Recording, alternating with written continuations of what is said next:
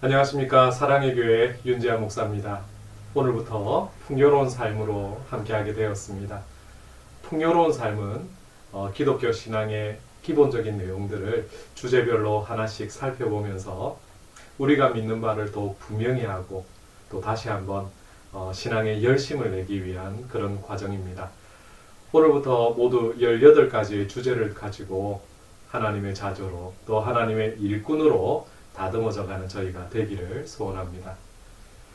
요한복음 10장 10절 말씀을 보시면 도둑이 오는 것은 도둑질하고 죽이고 멸망시키려는 것뿐이요 내가 온 것은 양으로 생명을 얻게 하고 더 풍성히 얻게 하려는 것이라 이렇게 말씀합니다. 예수님께서 우리에게 오신 것은 우리로 하여금 하나님이 주시는 부요함과 행복을 누리게 하시려는 것입니다. 여러분, 그런데 한번 생각해 보십시오. 우리는 어떻습니까? 예수님을 믿고 나서 이런 부요함과 행복을 누리며 살고 계십니까? 혹시 처음에는 그랬는데 요즘에는 아닌데 여러분 이렇게 살고 있지는 않습니까? 하나님이 주시는 복된 삶은 하나님의 뜻대로 사는 자녀에게 그리고 하나님을 따르는 예수님을 따르는 그 제자에게 주시는 하나님의 선물입니다. 오늘부터 시작하는 이 교제의 제목이 풍요로운 삶인 이유도 바로 이 때문입니다. 예수님의 제자로 하나님의 자녀로 살면서 하나님이 주시는 복된 삶을 사는 방법을 하나씩 교제를 통해서 그리고 말씀을 통해서 함께 나누도록 하겠습니다. 먼저 강의 진행에 대한 안내를 드리고 첫 강의를 시작하겠습니다. 교재를 먼저 푸신 후에 강의를 들으시기를 바랍니다. 강의의 내용은 교재에 나와 있는 문제 풀이가 아니거든요. 원래는 함께 저희가 모여서 대화를 하면서 진행을 하게 되지만 오늘 이렇게 하는 것처럼 온라인으로 강의를 하기 때문에 제가 그 주제에 대한 강의를 하는 방법으로 이 과정을 진행하게 됩니다. 강의 동영상은 다음 강의가 올라오는 금요일까지 한 주간 동안 제가 계속해서 올려놓을 예정입니다. 그 기간 중에 시간을 내셔서 강의를 들으시면 되겠습니다. 각 과의 끝에는 복습 문제가 있습니다. 강의 전에 꼭 풀어주시기를 바랍니다. 그리고 시간을 정해서 진행하는 강의가 아니기 때문에 출석 확인이 필요합니다. 강의를 다 들으신 분은 카톡으로 복습 퀴즈, 복습 문제 푸신 사진하고 그리고 강의를 들으셨다는 문자를 저에게 보내주시기 바랍니다. 그것으로 출석을 대신하도록 하겠습니다. 이제 강의를 시작하겠습니다. 먼저 주중에 제가 교재를 다 나눠드렸습니다. 1과 복습 문제를 확인하면서 시작하도록 하겠습니다. 먼저 1번 문제입니다. 예수 그리스도를 당신의 주와 구원자로 받아들인 결과 당신은 어떻게 되었습니까? 어떻게 되었습니까? 우리가 하나님의 자녀가 되었습니다. 그 결과 당신은 지금 누구의 가족에 속하게 되었습니까? 여러분, 우리가 하나님의 가족이 된 것이죠. 그리고 누가 당신을 하나님의 자녀로 삼으셨습니까? 하나님이 우리를 하나님의 자녀로 삼으셨습니다. 여러분, 그러면서 우리는 어떤 종류의 거듭남을, 어떤 종류의 탄생을 경험했습니까? 거듭남이죠. 그리고 5번 문제입니다. 하나님의 자녀로서 당신의 새로운 삶은 얼마나 오랫동안 지속이 됩니까? 여러분, 언제까지 우리의 삶이, 우리가 거듭난 삶이 지속이 될까요? 영원히 지속이 됩니다. 6번입니다. 그리스도를 영접하고 그를 믿는다면 당신의 새로워진 태도는 어떠해야 합니까? A, B, C가 있는데요. A는 의심이죠. B는 확신이고요. C는 불신입니다. 여러분, 어떠해야 될까요? B, 확신입니다. 이제 내가 하나님의 자녀임을 확신할 수 있어. 그리고 7번입니다. 여러분, 1과에서 우리가 암송하게 되는 성경 구절입니다. 빈칸을 채워 보신 줄 압니다. 한번 우리 같이 암송했으면 좋겠습니다. 영접하는 자, 곧 그 이름을 믿는 자들에게는 하나님의 자녀가 되는 권세를 주셨으니. 요한복음 1장 12절 말씀. 아멘. 여러분, 이 구절이 성경 어디에 있습니까? 요한복음에 있습니다. 혹시 문제를 푸시면서 어렵거나 이해가 안 되는 부분이 있으시면 저에게 언제든지 연락해 주시기를 바랍니다. 오늘 함께 나눌 일과는 신앙의 기초 중의 기초입니다. 우리가 누구냐를 다루고 있기 때문이죠. 오늘 외운 요한복음 1장 12절에는 여러분 한번 보십시오. 우리를 누구라고 이야기를 합니까? 영접하는 자라고 이야기를 하고요. 그 이름을 믿는 자, 누구 이름? 예수 그리스도를 믿는 자를 이야기하고요. 그러므로 누가 된 자? 하나님의 자녀된 자라고 말씀하고 있습니다. 이것이 우리 안에서 일어난 일이고 또 현재 우리의 본질이다라고 설명하고 있죠.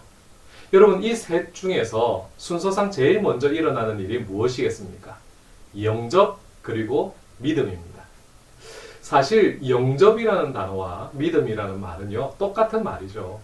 그래서 12절 말씀에도 보면 곧이라고 하는 말로 이 둘을 연결하고 있습니다.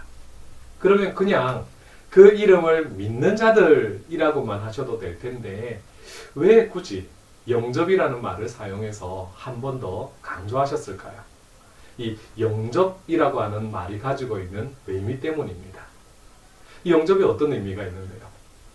영접은 원래 손님을 맞아서 접대한다 라고 하는 뜻을 가지고 있습니다.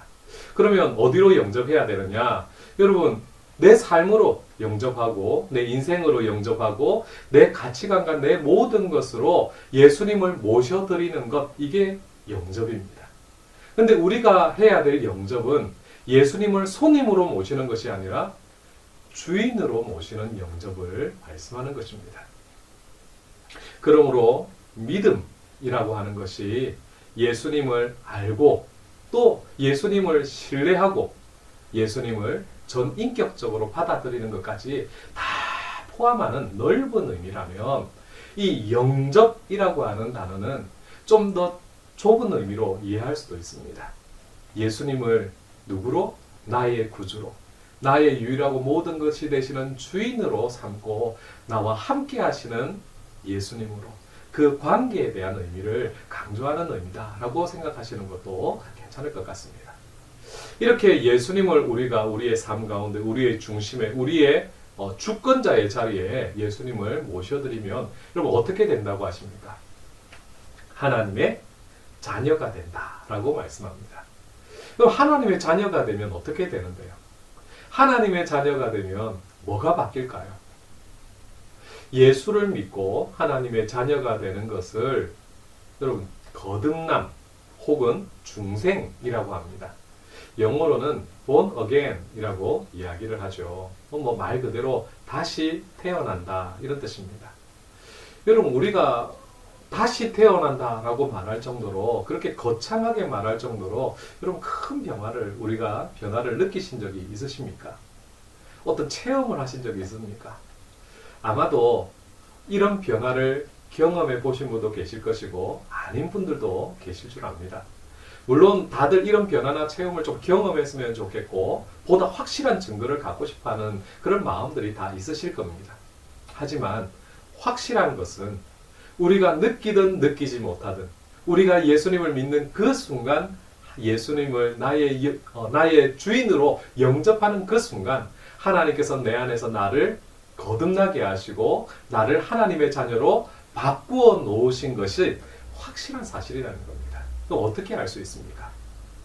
성경에 분명히 그렇게 기록되어 있기, 쓰여 있기 때문입니다. 우리의 믿음의 가장 확실한 증거는 내 체험이나 내 이성적인 사고의 결론이 아니죠. 하나님의 말씀입니다. 여러분, 이거 헷갈리시면 안 됩니다. 보면 이걸 참 많이 헷갈려 하시는 분들이 많이 계십니다. 그런 분들이 하시는 말씀이 이렇습니다. 나는 교회 열심히 다니니까 하나님의 자녀랍니다. 나쁜 짓 안 하고 또 세례 받았으니까 나 하나님의 자녀다라고 이야기를 하십니다. 그러면서 신앙생활도 똑같이 하십니다. 뭐라고 하시느냐? 뭐라도 해야 안심이 될 것 같아서, 교회 일에 눈코 뜰 새 없이 바빠야 내가 영적으로 뭔가 잘 하고 있고 잘 살고 있는 것 같아서 그래서 하고 있다라고 말씀하시는 경우가 있습니다. 하지만 여러분 그렇지 않습니다. 만약 그렇게 생각하신다면 원인과 결과를 헷갈리고 계신 것입니다. 여러분 하나님의 자녀가 되는 유일한 방법은 내가 예수를 믿고 영접하는 것 뿐입니다. 그럴 때에 우리가 예수님을 믿고 영접한 그때에 하나님께서는 내 안에서 이루시는 구원의 결과가 거듭남, 하나님의 자녀로 다시 태어나는 것으로 나타나는 것입니다. 이렇게 우리가 하나님의 자녀로 거듭난 후에 하나님의 자녀로 또 하나님의 자녀답게 사는 것이 교회에 열심히 다니고 선한 일에 힘쓰고 주의 몸된 교회를 섬기는 것입니다. 여러분 그러니 이 순서가 바뀌면 우리가 받은 구원의 확신이 흔들리게 되어 있습니다. 이처럼 우리의 구원의 확신을 하나님의 말씀이 아니라 개인적인 체험이나 자기의 열심에서 찾는다면 여러분 구원의 확신이 흔들리게 되어 있는 것입니다. 그러니 여러분 우리의 구원의 확신은 하나님의 확실한 말씀에서만 찾으시고 하나님의 확실한 말씀만 붙드시기를 바랍니다. 사실 거듭남이라고까지 말하는 데는 그만한 이유가 있습니다. 첫 번째는 완전한 변화이기 때문이고요. 둘째는 되돌릴 수 없는 변화이기 때문에 그렇습니다. 완전한 변화라고 하는 말은 우리의 존재 자체가 변했다는 말입니다. 죄와 사망에 매여 죽을 수밖에 없던 죄인이었는데 이제는 예수 그리스도의 의와 생명을 덧입고 영원히 하나님과 함께 살 수밖에 없는 하나님의 자녀가 되었다는 뜻입니다. 우리의 본질 자체가 완전히 바뀌어 버린 것이지요. 그래서 이걸 되돌릴 수 있는 방법이 있느냐? 없습니다. 요한복음 10장 20절 말씀이죠.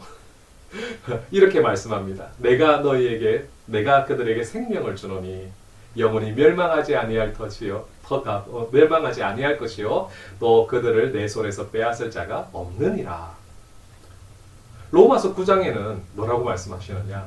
내가 확신하노니 사망이나 생명이나 천사들이나 권세자들이나 현재일이나 장래일이나 능력이나 높음이나 기쁨이나 다른 어떤 피조물이라도 우리 주 그리스도 예수 안에 있는 하나님의 사랑에서 끊을 수 없느니라.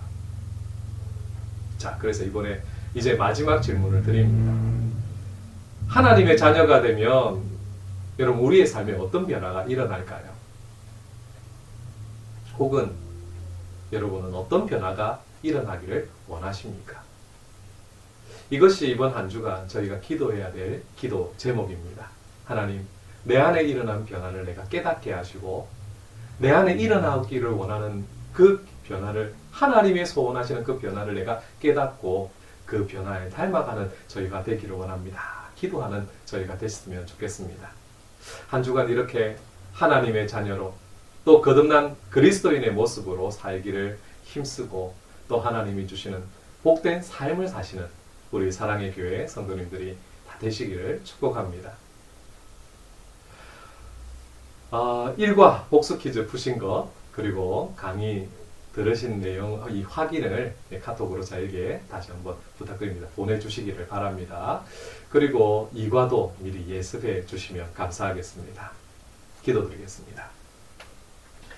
하나님 아버지, 세상의 바쁨 속에 살면서 우리가 누구인지 그리고 누구로 살아야 하는지를 잊어버릴 때가 있습니다. 그러나 오늘 이 강의를 통해서 거듭난 하나님의 자녀라는 사실을 다시금 기억하게 하시고 범사에 하나님의 자녀로 하나님이 주시는 은혜 안에서 복된 삶을 살게 하여 주시옵소서. 오늘 첫 강의에 함께하여 주심을 감사합니다. 마지막 강의까지 함께하여 주시고 시간마다 은혜로 역사하여 주시옵소서. 예수님 이름으로 기도드리옵나이다. 아멘. 감사합니다. 수고하셨습니다. 다음 주에 뵙도록 하겠습니다.